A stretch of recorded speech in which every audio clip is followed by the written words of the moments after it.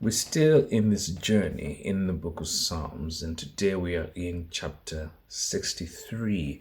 And it is a psalm of David. And it says when he was in the wilderness, so most likely when he, at the time that when he was on the run from King Saul. Now, about chapter 63, if you are with me or you've listened to chapter 62, my video on chapter 62, David was crying out for God's presence. He wanted to feel God where he was. And in looking at chapter 63, it feels like he's got it, because that's what he's expressing. The joy of being in God's presence, engulfed and protected by him, even though he is in the wilderness. And verse 1 talks about how he longs to be with him. So he's basically in this wilderness, looking all around him and thinking how much he wants a glass of water, I'm imagining. And take that need, that thirst that he feels. He says, this is exactly how I feel how I feel for God's presence. He says, my flesh longs for you, my soul thirsts for you. And verse 2 talks about, so I've looked for you in the sanctuary to see your power and your glory. This is the very same thing that he said in Psalm 27 verse 4, when he said that one thing that I desire of the Lord, that will I seek after, that I may dwell in his presence, in the house of the Lord forever, to inquire in his beauty. I love that. So this is it. So he's saying that, look, but here he's saying that I am in that place and I have seen your power and your glory. And this is what verse 5, I just love verse 5. No, verse 3, it says, because your loving kindness is better than life. Don't stop there. Look at what the things that you love in your life, the things that bring you joy, the things that you love doing. For me, by the beach, water, that noise, the smell, you got me. But David is saying, even that is better. Even that is nowhere near God's loving kindness. And if there's one thing that I've learned going through the Psalms, is how David cherished and rely on God's loving kindness, God's hesed love. That's the Hebrew word for hesed, which is sort of like steadfast love, strength, and mercy. It's like God's covenant keeping love that is based on the covenant that he made, not necessarily because of what I do. And therefore, he will always give it because of who he is. And I just love that. I really love I've learned that.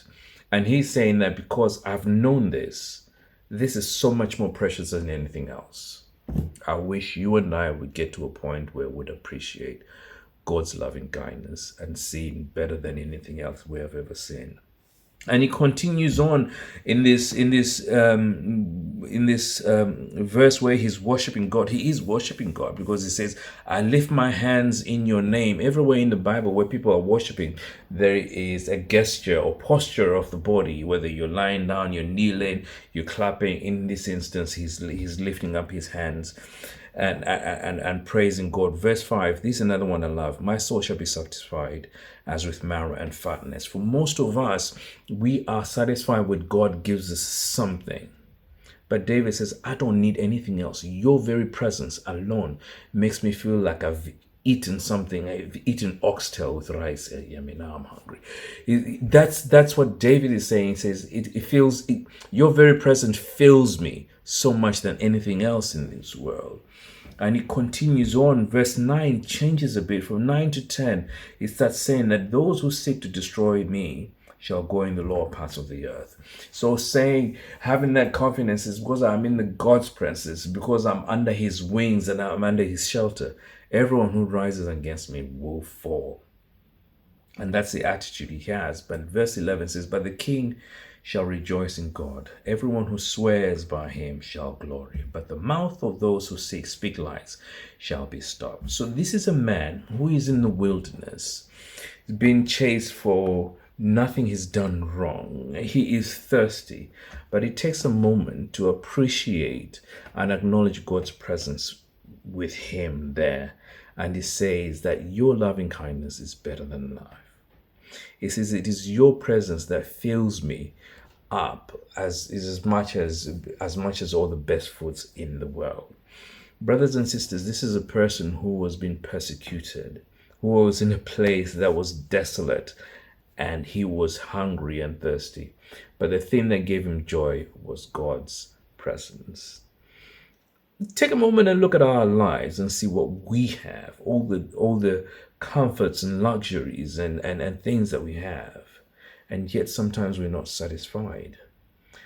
And it just goes to show that these are the things that we should not be focusing on. Rather, we should be focusing on God's presence. So if you feel that your life is not satisfied, then you know what you're missing: God's presence. So seek it, and seek it early while it can be found. God bless you.